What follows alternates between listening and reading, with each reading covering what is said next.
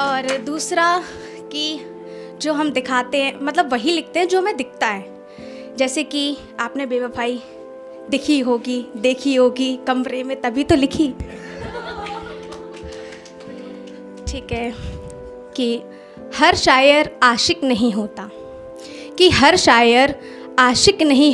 हर शराब पीने वाला शख्स मजनू नहीं होता। कुछ वक्त के दिए ज़ख्म होते हैं, हर टूटा इंसान प्यार में नहीं होता,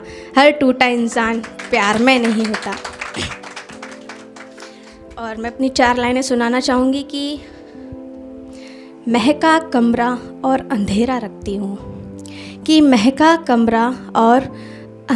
रखती हूँ, बड़ी जिम्मेदारियों की डोर से बांधकर पाला है मुझे, दिन में दफ्तर और रात में घर संभाला करती हूँ। मैं एक लड़की हूँ जनाब, हाथों में हज़ारों बंदिशें लिए और ख्वाबों में आज़ादी रखती हूँ। मैंने कुछ लिखा था कि जो भी रेप केसेस हो रहे हैं बहुत ज़्यादा, 4 साल की लड़कियों के साथ, 3 साल की लड़कियों के साथ, उसमें कहाँ से उनके छोटे कपड़े, छोटी सोच या फिर बदतमीज़ी या जो भी आप कहते हैं कि ज़्यादा हंसना, ज़्यादा बोलना, वो कहाँ से आता है। तो जो छोटे छोटे हैं उनके साथ क्यों हो रहा है? तो मतलब जिन लड़कियों के साथ रेप केसेस होते हैं वैसे बेसिकली वो मर जाती हैं, लेकिन जो कुछ बच जाती हैं तो उन्हीं से उनकी कहानी का मतलब उनकी कहानी उनसे ही सुनी जाती है कि आपके साथ कैसे हुआ, क्यों हुआ, कौन थे वो, किसने किया। फिर उसके बाद भी जो आपके आसपास सोसाइटी है या घर है वो आपको लास्ट में जब आपका केस सॉल्व नहीं होता है तो वो आपको ये कहते हैं कि कहीं ना कहीं गलती उस लड़की की ही थी। तो मैंने उस पर कुछ लिखा है। कंगाल कर डाला है उसने मेरे कंकाल को, लांछन लगाकर कायर मुझे बताया है।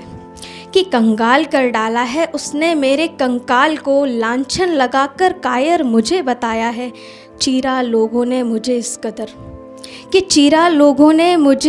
कदर ज़ख्म गहरा बताया है। बयान मुझसे ही लिया गया मेरी कहानी का अंत में, असब्य मुझे ही बताया गया है। रिहाई मांगती हूँ अब मैं खुद के ही कफन